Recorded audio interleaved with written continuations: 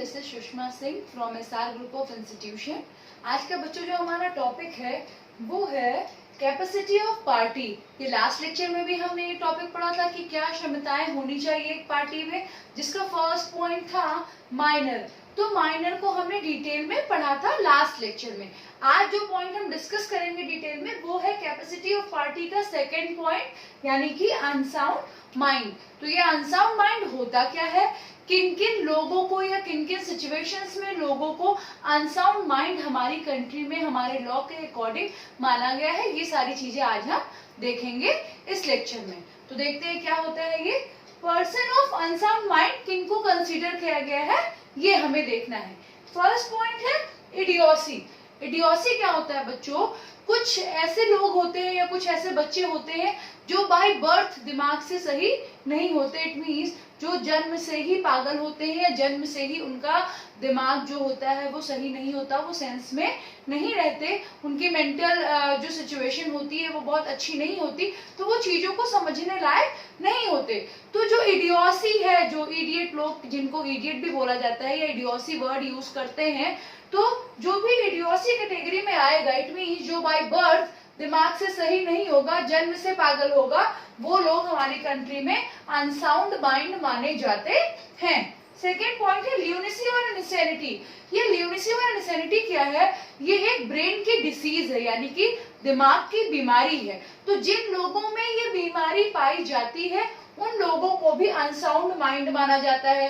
क्यों माना जाता है, क्योंकि जिनको इनसैनिटी या ल्यूनेसी जैसी बीमारी होती है वो इस सिचुएशन में नहीं होते हैं कि कोई भी डिसीजन ले पाए। क्यों, क्योंकि वो सारी चीजें सही से समझने के लिए कैपेबल नहीं होते हैं। नेक्स्ट पॉइंट है ड्रंकनेस। इसका क्या मतलब है, बहुत सिंपल है कि जो भी इंसान नशे में है, जो भी इंसान हो, कोई भी हो, अगर वो नशे में है तो जब तक उसका नशा नहीं उतरेगा तब तक वो ऐसी सिचुएशन में नहीं है कि वो सही डिसीजन ले सके।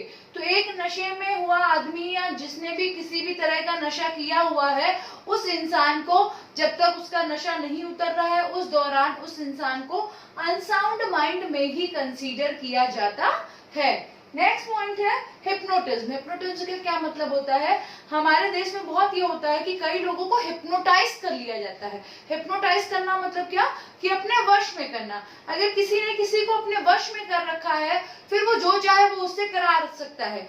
तो अगर इंसान हिप्नोटाइज सिचुएशन में है तो जब तक वो किसी के वश में है उसको साउंड माइंड कंसीडर नहीं किया जाएगा। वो किस में जाएगा, वो अनसाउंड माइंड में जाएगा। क्यों, क्योंकि वो अपने दिमाग से काम ही नहीं कर रहा है, वो अपने दिमाग से कोई डिसीजन ले ही नहीं रहा है, वो जिसके वश में है उसके हिसाब से काम को कर रहा है। इसीलिए ऐसे इंसान को हम अनसाउंड माइंड में डालते हैं या अनसाउंड माइंड की कैटेगरी में रखते हैं।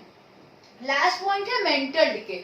मेंटल डिके क्या होता है, हमारी कंट्री में ये कहा गया है कि एक एज के बाद जब बुढ़ापा आता है लोगों में, तो जब इंसान बूढ़ा हो जाता है तो उसमें सोचने समझने की शक्ति जो होती है वो धीरे धीरे कम होने लगती है। तो एक एज के बाद हम इंसान को या ओल्ड पर्सन को मेंटल डिके की कैटेगरी में डाल देते हैं। क्यों, क्योंकि उसके डिसीजन में अब उसका वो सही डिसीजन ले पाएगा ऐसा हमारा कंट्री का लॉ नहीं मानता। तो इसीलिए जो भी इंसान बूढ़ा है उसके डिसीजन को बहुत ही वैलिड नहीं माना जाएगा।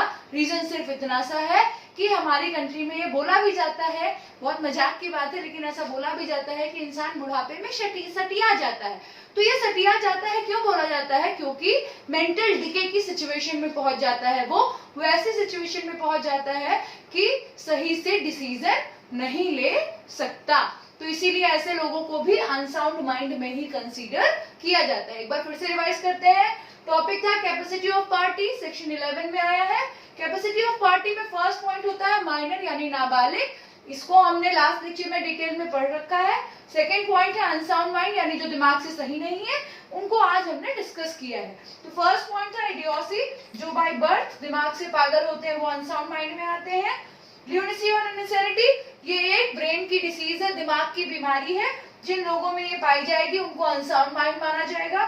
थर्ड पॉइंट है ड्रंकनेस, जो नशे में होगा उसको अनसाउंड माइंड माना जाएगा।